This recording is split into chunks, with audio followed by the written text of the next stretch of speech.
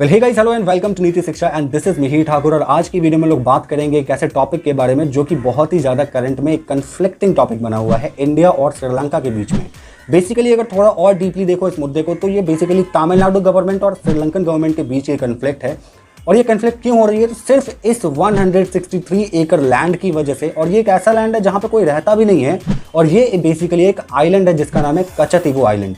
ये कच्चातीवू आइलैंड आपको पाक स्ट्रेट के बीच में मिलेगा जो कि इंडिया और श्रीलंका के एकदम बीच में है। अब इस आइलैंड की वजह से क्यों दोनों कंट्री के बीच में इतनी बड़ी कन्फ्लिक्ट देखने को मिल रही है? इवन तमिलनाडु गवर्नमेंट और श्रीलंकन गवर्नमेंट के बीच में काफी कन्फ्लिक्ट देखने को मिल रही है। और ये टॉपिक इतनी प्रॉब्लमेटिक हो चुकी है कि आज के डेट में सेंट्रल गवर्नमेंट और तमिलनाडु गवर्नमेंट के बीच में भी कन्फ्लिक्ट देखने को मिल रही है। तो एक्चुअली में ये छोटा सा हिस्सा क्यों इतना ज्यादा सिग्निफिकेंट है दोनों कंट्री के लिए स्ट्रेटेजिकली, आज की इस वीडियो में समझने की कोशिश करते हैं। देखो 163 एकड़ का ये आइलैंड सिर्फ इसलिए नहीं जरूरी है कि कंट्री के लिए एक टेरिटोरियल एक्सटेंशन होना चाहिए। ये आइलैंड तमिलनाडु के लिए क्यों इंपॉर्टेंट है पहले ये समझ लो। देखो तमिलनाडु के अंदर जो आप पाक स्ट्रेट वाला एरिया देख रहे हो, तमिलनाडु का जो कोस्टल एरिया है वहां के जो फिशरमैन है वो मछलियां पकड़ने जाते हैं। लेकिन वहां पे वो जो एरिया है वो बहुत ही ज्यादा फिश रिसोर्सेज एरिया नहीं है। वहां पे ज्यादा मछलियां वो नहीं पकड़ पाते हैं। दैट इज वाई वहां के जो फिशरमैन है उन्हें काफी आगे ट्रैवल करना पड़ता है अपने कोस्टल एरिया से। और जब वो आगे ट्रैवल करते हैं तो वो किस तरफ जाते हैं? श्रीलंका के नदन पार्ट की तरफ भी कभी चले जाते हैं जो कि जाफना रीजन है।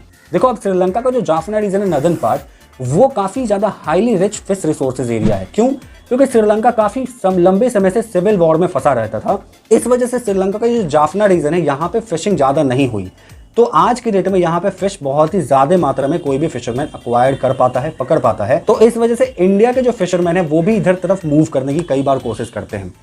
लेकिन एक कच्चातीवू आइलैंड जो बीच में आता है रास्ते में, वो क्यों इतना इंपॉर्टेंट है? देखो इसलिए इंपॉर्टेंट है क्योंकि जब श्रीलंका की तरफ मूव करते हैं यहाँ के फिशरमैन तो बीच में ये आइलैंड उनके लिए एक रेस्टिंग प्लेस बनता है, नेट सुखाने के लिए जगह बनता है।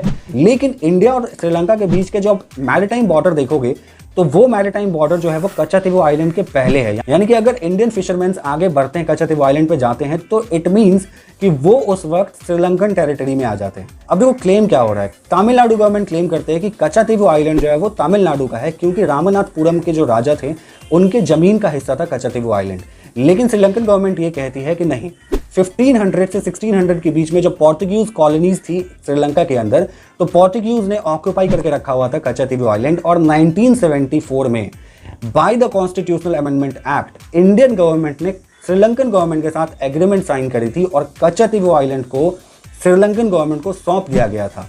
उस वक्त जब ये कॉन्स्टिट्यूशनल अमेंडमेंट बिल पास करी जा रही थी लोकसभा और राज्यसभा के अंदर में, तो बाकी की जितने भी ऑपोजिशन पार्टी हैं, चाहे वो AIDMK हो, DMK हो या फिर जनसंघ जो कि आज के टाइम में बीजेपी है, ये सारी पार्टियां काफी अपोज करी थी इस बिल का। लेकिन काफी अपोजिशन के बाद भी इस बिल को पास करवा दिया गया था क्योंकि उस वक्त की गवर्नमेंट के पास बहुत ही मेजॉरिटी थी। तो फाइनली ये बिल पास हो गया था और कॉन्स्टिट्यूशनल अमेंडमेंट एक्ट के जरिए ये जो कच्चातीवू आइलैंड है श्रीलंकन गवर्नमेंट को दे दिया गया था। आज के डेट में तमिलनाडु गवर्नमेंट कहती है कि ये इंडियन गवर्नमेंट का एक गलत डिसीजन था क्योंकि कच्चातीवू आइलैंड तमिलनाडु का पार्ट है, इंडिया का पार्ट है, तो ये हमें मिलना चाहिए। तो रिसेंटली तमिलनाडु गवर्नमेंट ने एक PIL दर्ज किया सुप्रीम कोर्ट के अंदर और ये कहा कि इंडियन गवर्नमेंट को कच्चातीवू आइलैंड वापस लेकर के तमिलनाडु को दे देनी चाहिए।